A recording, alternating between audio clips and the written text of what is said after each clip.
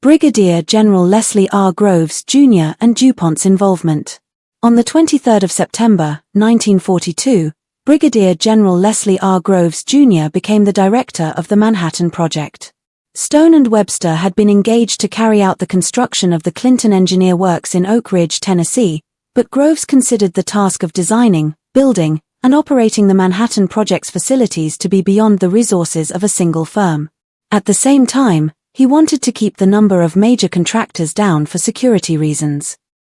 Groves was attracted to DuPont, a firm he had worked with in the past, because it designed and built its own plants, suggesting it had the expertise to act as prime contractor for the plutonium production complex.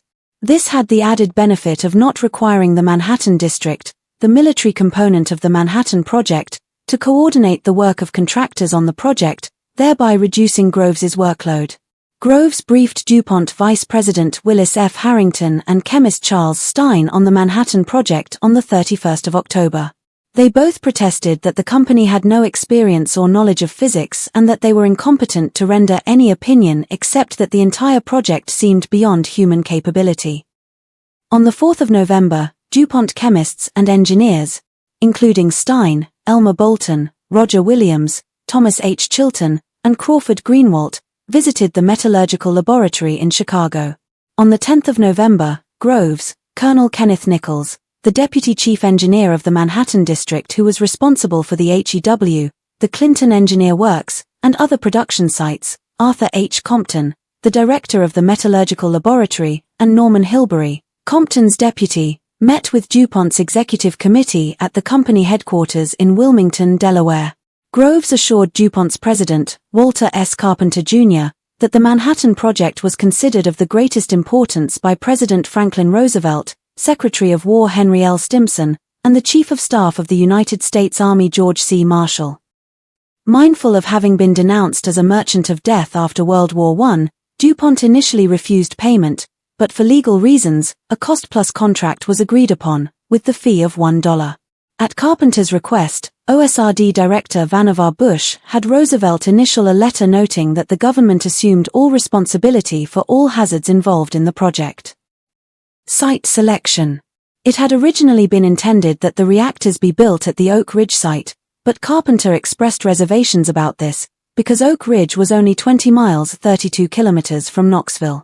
Physicists at the metallurgical laboratory were more sanguine about the safety of nuclear reactors. Eugene Weiner claimed they could be built on the Potomac River near Washington, D.C. A major accident might result in loss of life and severe health effects, and Groves was concerned that even a minor one could disrupt vital war production, particularly of aluminum, or require the evacuation of the Manhattan Project's isotope separation plants. But spreading the Oak Ridge facilities over a larger area would involve the purchase of more land. In December 1942, the number of reactors that needed to be built was still uncertain. For planning purposes it was intended to build 6 reactors and 4 chemical separation plants. The ideal site was described by 8 criteria. A clean and abundant water supply, at least 25,000 US gallons per minute. A large electric power supply, about 100,000 kilowatts. A hazardous manufacturing area of at least 12 by 16 miles.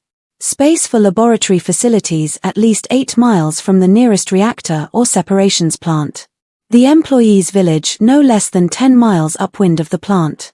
No towns of more than 1,000 people closer than 20 miles from the hazardous manufacturing area. No main highway, railway, or employee village closer than 10 miles from the hazardous manufacturing area.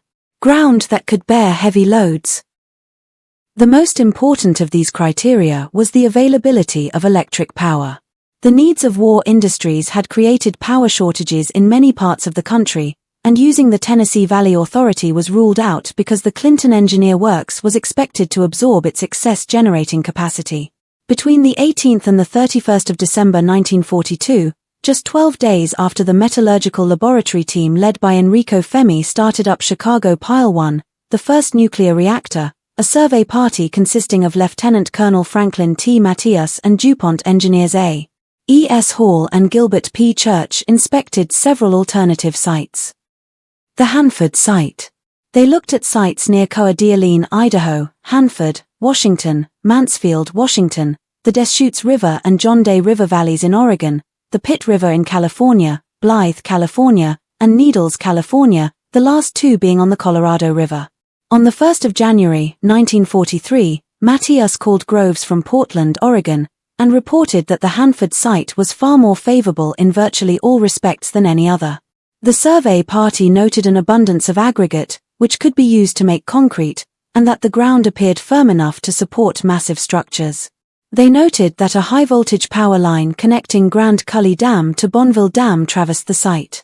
Groves visited it on the 16th of January, 1943, and approved the selection. It was officially designated the Hanford Engineer Works, HEW, and codenamed Site W. Matthias had worked with Groves on their previous project, the construction of the Pentagon. Groves intended for Matthias to become his deputy, but on the advice of the chief engineer of the Manhattan District, Colonel James C. Marshall, Matthias became the Hanford Site area engineer. Gilbert Church became the field project manager of DuPont's construction team. Part of the reason for sending them together on the survey party was to verify that they were compatible as co-workers. As area engineer, Matthias had an unusual degree of autonomy. Hanford's isolated location meant that communications were limited, so day-to-day reporting back to Manhattan District Headquarters in Oak Ridge was impractical. The project enjoyed the War Production Board's AAA rating, giving it the highest priority for procurement of raw materials and supplies. DuPont created a division within E.B. Yance's explosives department under Roger Williams known as TNX.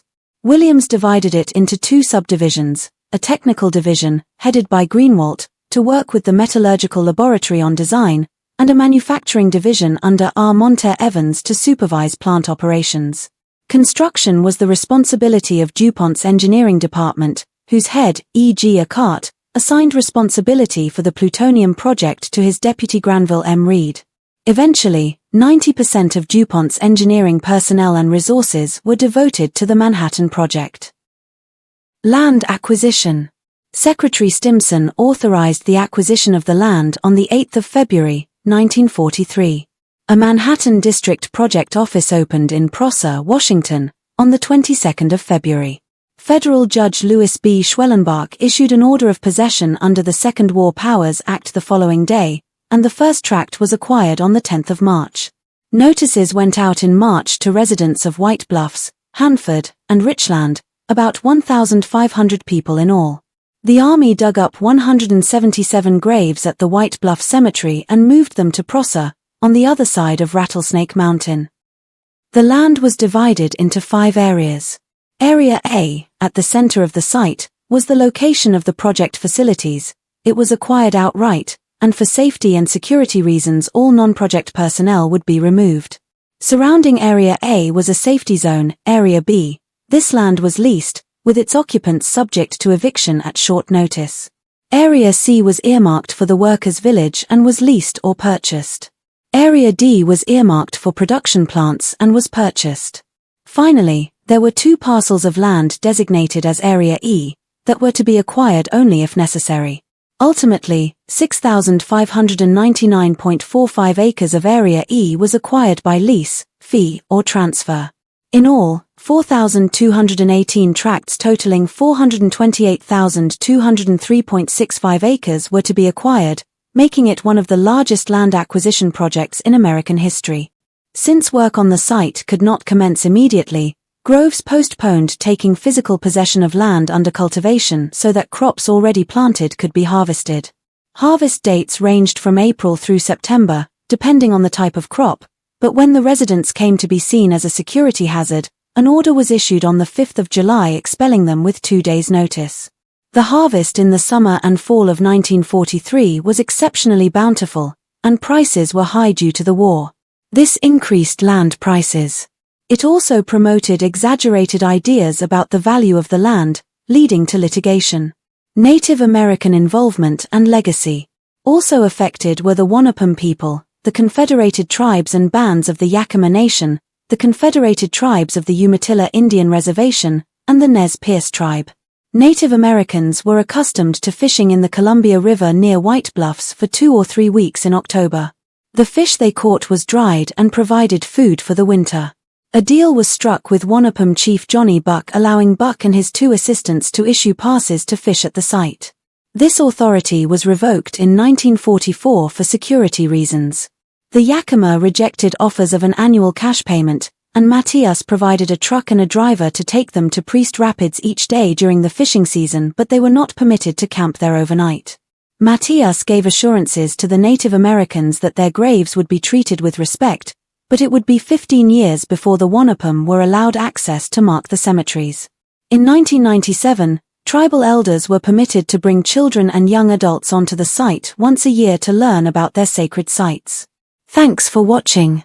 Stay tuned for Part 3 of the Hanford Engineer Works, HEW. Like, comment and subscribe.